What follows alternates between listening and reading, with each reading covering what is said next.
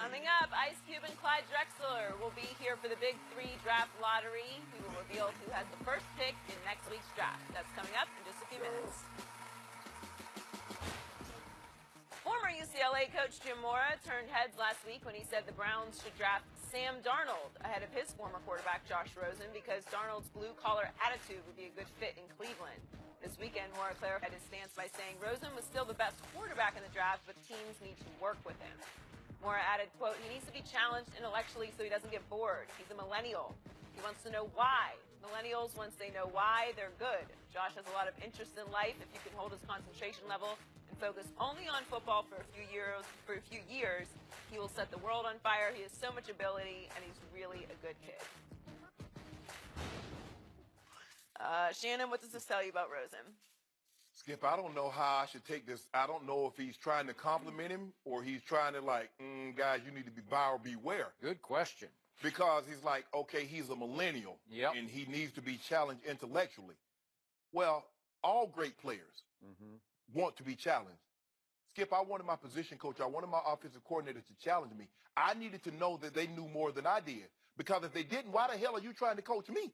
I'm trying to get the best I possibly can. And if I know more than you, you can't help me. Meetings get boring. See, I'm not so sure. Now, the first year it's going to be easy to keep his attention because it's a new offense. When he's at UCLA and he's heard the verbiage for a while, and I've told you before, Skip, the most important thing to me, the most impressive trait for Tom Brady, hearing the same verbiage for 18 years and still get up and want to hear it again. He does. That's what drives a lot of people away. Think about Brett Favre. Brett Favre didn't want no part of training camps. He didn't want no part of OTAs. No. I just want to show him play the game because he got tired of the meeting, the monotony of it. Yeah. Skip, you want to be challenged. You want to ask questions. Yeah. You don't think Peyton Manning, you don't think Tom Brady, even Josh McDaniels said, you must challenge Tom Brady because if you don't, you're going to lose him. Yeah. I don't really see. I like that. I like that my quarterback, that players, great players, players that want to be great, they want to know why. Skip, I needed to know why. Can we do this a better way? Who's the offensive coordinator for a bulk of my career? Is there a better way that we can do this? What if I go to 10? Why do we have to do it like this? Yep. I needed to know. And he said, well, this is why we're doing it like this, because we need you to hold the front side so Rod can do this on the back side. Okay, I'm good. So you were a millennial before. Yeah, I asked a bunch of questions. And I needed to know the answers. If you have no answer, you and I are going to have problems. But that was the thing, Skip. I'm trying to get the best. And what most great coaches can do, they can push players further than they think the player can go, and they can get him to do things that he don't think he can do. Now, I'm going to push myself. I was a guy, Skip, I'm trying to get butter from a duck. Now, you know butter don't come from duck, but I was trying to get it anyway. So I'm going to push myself. But I needed a coach to push me a little further. And it seems to me that's what Josh Rosen wants to do. And he's talking about, well, he has other things. How did that TB12 come to be? Tom Brady didn't wait till he was done with the league to start that TB12, did he? So obviously, I believe you can do two things. Now, the most important thing, which I believe will be with this young man, I don't know him, Skip, but he knows what it takes to be great. And what it takes to be great is discipline. And the really good quarterbacks, they have that. But I don't have a problem with him challenging a coach and wanting to know things intellectually because that's the coach's job. Okay. So this reminded me of the 1980s when I was covering the Dallas Cowboys, coached by the legendary Tom Landry. And the big knock of those teams as Rome began to fall in Dallas was that the kids are asking why. They're asking Coach Landry why. He doesn't want anybody to ask why it's his way or the highway. So, you know, they're just generations on generations of all the kids always ask why, but that doesn't mean you can or can't play football if you're asking why. Yeah. It just depends at this position. Do you love football? Are you obsessed with football? Because I got to tell you, I've never known a star quarterback who, at least during the football season and when it's time to be at the mini camps, wasn't obsessed with football. Yeah, you got to be obsessed. Obsessed with at this position especially. Maybe some other position you could get away with it, but not this one. So now we've heard Jimmy Mora, who obviously is his father was a very good coach for a long time in this league, so he gets the history of this. But we've heard him issue what I would consider backhanded compliments to his young quarterback, right? Well, one of them wasn't a compliment when he said Cleveland should take Sam Darnold. Well, yeah, but he tried to talk his way out of that one by saying, what I mean is it's a blue-collar town and Sam's the blue-collar quarterback. So Josh wouldn't fit in Cleveland the way Sam did. Is that a positive, negative? No. Okay. Negative. It's just a negative, right?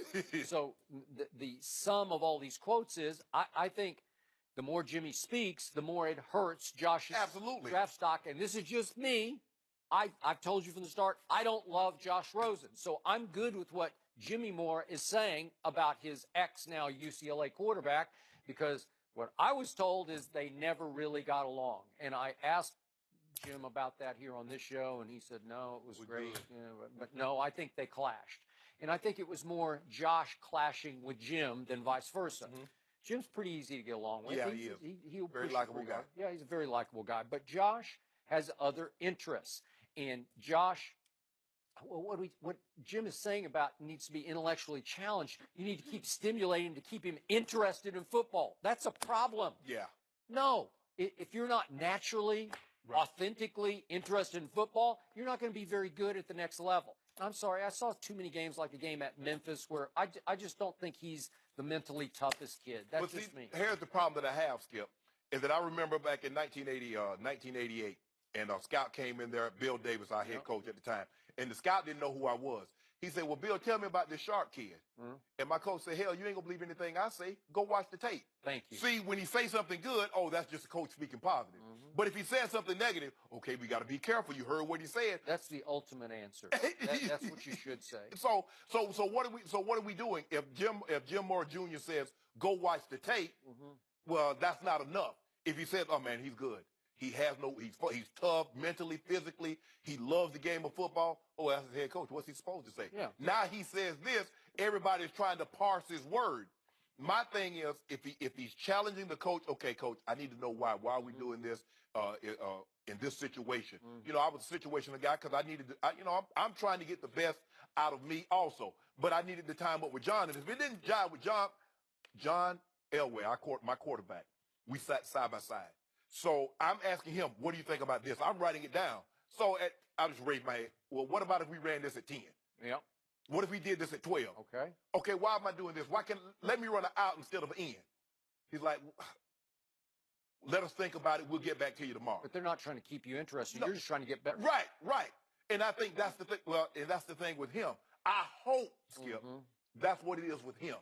Because this game right here, now, you can't play it half the way. Now, you get your block knocked off. Yep. Because these guys trying to feed wives and kids and try to pay mortgages. That is correct. This ain't no books. This ain't no books and no mess hall. No. So they play for keeps. This big boy football here, you get hurt. You either all in or you all out in football, especially at that position. And the guys will figure you out real quick. See, you can fool a lot of people at a lot of different positions. Yep. But at the quarterback position, you can't. No. Now we have the flip side. We have the Cleveland Browns with the 1st and 4th overall picks in this draft, and they say they're going to bring in all 4 of these top-rated quarterbacks in a row and have another session after they've already had other sessions with them face-to-face. And I'm back to what you just said. The tape doesn't lie. How many times can you sit down with Sam Darnold? Because trust me, he's such a great kid. If you sit with him long enough, your heart will tell you he's going to be great. Let's take Sam Darnold. But what does the tape tell you? He was a turnover machine. So I'm just saying, you've got to separate yourself from the kid. Now, in Baker Mayfield's case, you got to know, you got to try to figure out, is he real or not real? Well, here's the thing, though, Skip, and I get it. Cleveland has been wrong in this situation, Skip, since 1999. So basically 2 decades, they've gotten this position wrong. Skip, they can't miss anymore. Okay, but you can't suffer paralysis by analysis where you just keep interviewing and interviewing and watching until you finally just go blind. But that's what I do. Okay. One of my favorite restaurants up in Indy called Country Kitchen. Yeah. I asked the lady, she owns the place. I said, what's good? She said, the neck bone. Said Shannon, the neck bone was real good. I said, what about, and the catfish is good, and the wings are good. I said, well, bring me 4 of your best dishes. Oh. And your best side mac and cheese. Ooh, oh, joy. Oh, that old lemonade, big old thing of lemonade. So you corrupted your palate with all those tastes, and you couldn't enjoy any of it. Yeah, I enjoy Just it. pick one. Hey, in that lemonade, Joe, you can see the sugar at the bottom of it. And that cake, Skip. Oh, bam. Wait. You're about to get upstaged. What happened? You're about to get upstaged What happened? by the big one. Oh, He's here. Oh, Up what, next, Ice Cube and Clyde Yeah. Drexler are here Here we live go. in The Raiders studio. still We'll not talk gonna about win the big anything. three: Yeah, yeah. LeBron, Jordan, Lonzo, and more coming up. This show. How you doing? What's up, The bro? Raiders ain't gonna do nothing. You already know.